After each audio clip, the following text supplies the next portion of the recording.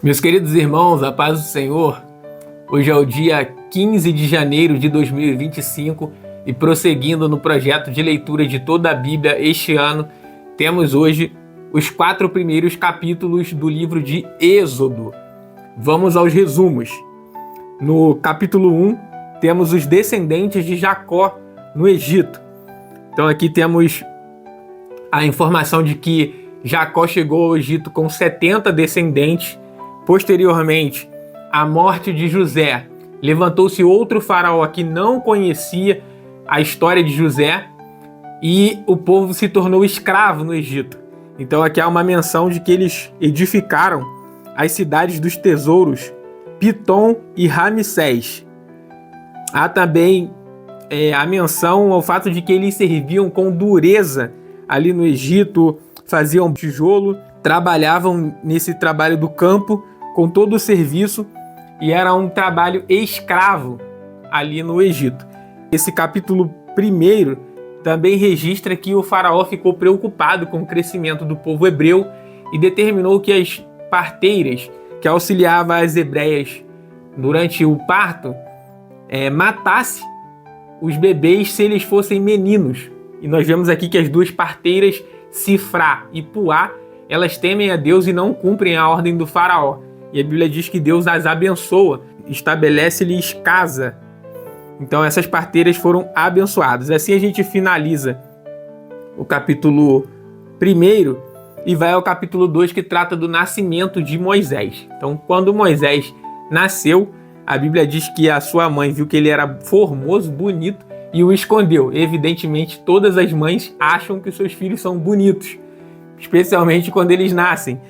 E aqui ele foi escondido por 3 meses, porém depois ele não podia mais ser escondido, então a sua mãe o coloca num cesto e coloca nas margens do rio Nilo. É importante destacar aqui que Moisés não foi colocado num cesto no meio do rio e saiu descendo junto com a correnteza, como aparentemente algumas pessoas entendem.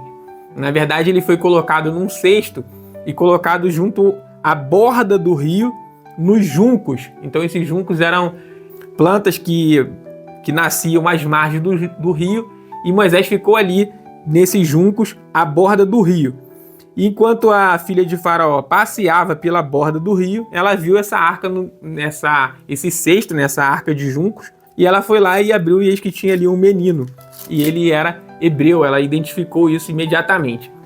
Então a irmã de Moisés, Miriam, que estava ali observando o que ia acontecer, ela prontamente se apresenta e sugere chamar uma ama das hebreias para que cuide de Moisés.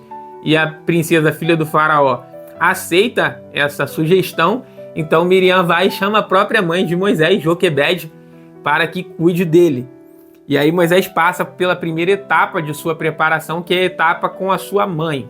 Na sequência, Moisés passa pela segunda etapa, que é no palácio de Faraó, recebendo todo o conhecimento, todo o ensinamento do Egito. E esse capítulo 2, ele retrata também o episódio em que Moisés matou um egípcio. Esse egípcio estava ferindo o hebreu. Moisés viu aquela situação e, ao defender o seu irmão, Moisés mata esse egípcio e esconde-o na areia. Posteriormente, Moisés sai novamente para andar entre os seus irmãos hebreus e vê 2 deles discutindo entre si. E aí Moisés tenta resolver ali a situação, e aquele que estava errado na discussão, ele fala assim: vem cá, quem te colocou como juiz entre nós? Será que você quer me matar como você matou o egípcio? Então Moisés temeu, porque a situação havia sido descoberta. E o faraó ficou sabendo que Moisés havia matado um egípcio. Então, a partir daí, o próprio faraó intentou matar Moisés, então ele fugiu para Midian. E é importante essa fuga para Midian, porque os midianitas aqui, eles eram descendentes de Abraão. Abraão, após a morte de Sara, ele se casou com Quetura e teve um filho chamado Midian, e daí surgiram esses midianitas. E é justamente para lá que Moisés vai, e é ali também onde ele encontra sua esposa e se casa nessa terra ali de Midian com Zípora. Esse capítulo 3 termina com a morte do faraó do Egito, que queria matar José. E aí nós vamos ao capítulo 3, que é justamente quando Deus fala com Moisés no meio da sarça ardente. Eu acho que eu falei que queria matar José, né? Que queria matar Moisés. Aqui no capítulo 3, Deus fala com Moisés no meio da sarça ardente. Então, lá no Monte Horebe, Moisés estava apacentando as ovelhas do seu sogro. E quando ele olha para o monte, ele vê uma sarça que pega fogo, mas não se consome. Veja que o primeiro evento, uma sarça pegar fogo no deserto, era algo completamente rotineiro para Moisés. Agora, uma sarça pegando fogo e não se consumindo já era algo totalmente diferente que ele nunca tinha visto. Então ele vai até lá observar e Deus fala com ele do meio da sarça ardente. Moisés, tira os sapatos dos teus pés, porque o lugar em que tu estás é terra santa. E Deus se revela para ele e diz: eu sou o Deus de Abraão, Isaque e o Deus de Jacó.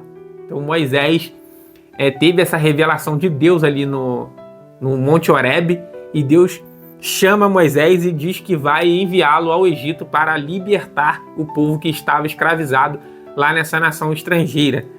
E Moisés, inicialmente, ele reluta, ele fala que não vai, ele não tem as capacidades necessárias para cumprir essa missão, né? Nós vemos Deus se revelando para ele aqui no capítulo 3, dizendo que ele irá ao Egito, mas que o faraó não vai liberar o povo inicialmente e que Deus vai tirar esse povo do Egito com mão forte.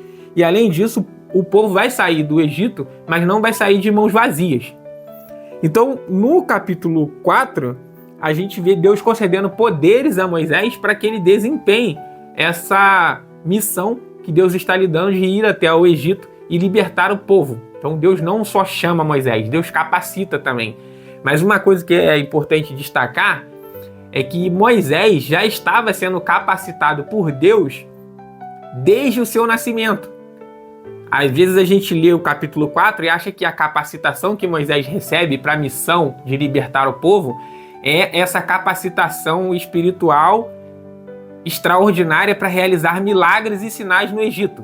Mas, na verdade, a capacitação de Moisés começa lá no ensinamento com a sua mãe e, posteriormente, também com o conhecimento que ele adquire no palácio do faraó. Tudo isso vai ser importante porque Moisés exerce aqui para a nação de Israel o papel de legislador.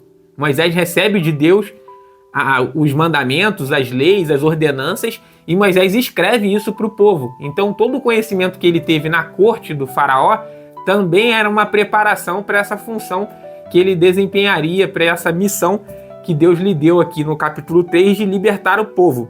Então, no capítulo 4, Deus concede poderes a Moisés, e esses poderes estavam relacionados a 3 coisas que Moisés iria fazer quando chegasse lá. Primeiro, a sua vara iria se transformar em uma serpente. Ele também colocaria sua mão no seu peito e a mão se tornaria leprosa, e depois ele repetiria o gesto e a mão ficaria sã. E há ainda um terceiro gesto, que ele pegaria a água e derramaria na terra, e essa água se transformaria em sangue. Então Deus deu a ele 3 sinais para que ele fizesse ali na terra do Egito, quando ele chegasse para falar com os hebreus que Deus, o Deus de Abraão, Isaque e Jacó, o tinha enviado ali ao Egito com essa missão de libertar o povo. E a Bíblia fala que ele faz esses sinais quando ele retorna ao Egito, e o povo crê que Deus efetivamente enviou Moisés ali com essa missão de libertador do povo hebreu no Egito. Porém, antes, no caminho para o Egito, a Bíblia fala aqui que no versículo 24, aconteceu no caminho, numa estalagem, que o Senhor o encontrou e o quis matar. Veja que o filho de Moisés, ele não era circuncidado.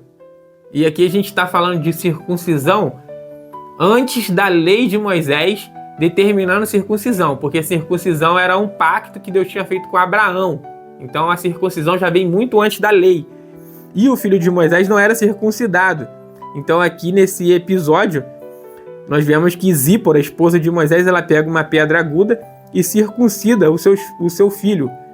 E aí Moisés segue para o Egito para encontrar o seu irmão Arão e aí cumprir esse grande propósito de libertação daquela nação que estava sendo escrava ali no Egito. Então a leitura de amanhã nós veremos como Moisés e Arão têm o primeiro contato com o faraó e qual é a consequência desse primeiro contato. Se você está acompanhando a leitura da Bíblia, não deixe de curtir esse vídeo, de se inscrever no canal e também enviar para os seus amigos para que nós acompanhemos juntamente durante esse ano de 2005 a leitura de toda a Bíblia. Um forte abraço, fique com Deus e até amanhã com o capítulo 5 do livro de Êxodo.